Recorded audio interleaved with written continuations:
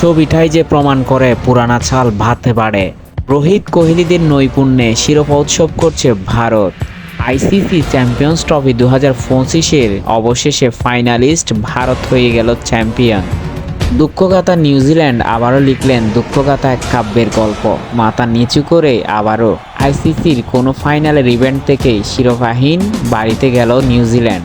কথায় আছে টস জয় তো ম্যাচ জয়, কিন্তু দুর্ভাগা নিউজিল্যান্ড টস জিতলেও ম্যাচ তো আর জেতা হলো না।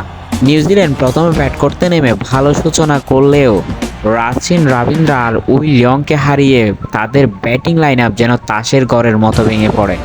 এদিকে মিটচেল ডট বলময় এক ইনিংস খেলেন, 100 বলের উপরে খেয়ে অবশেষে করেন 63 রান।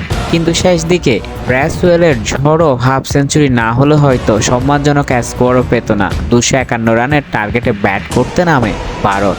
রোহিত গিলের শুভ সূচনায় দারুণভাবে টপকে যায় ভারত সেই টার্গেট। রোহিত করেন 78 রান। শেষ দিকে একটু ব্যাটিং বিপর্যয়ে পড়লেও ভারত অবশেষে 4 উইকেটের জয় নিয়ে মাঠ ছাড়ে তারা। আনফিট রোহিতই বনে যান ফাইনালের নায়ক। 78 রান করে দেশকে এনে দেন শিরোপা। তাই তো বলতে হয় পুরানা চাল ভাতে বাড়ে। পুরো হারের ভেলকি দেখিয়ে রোহিত যা করলেন তা হয়তো ক্রিকেট ইতিহাসে ভারত মনে রাখবে বহুকাল।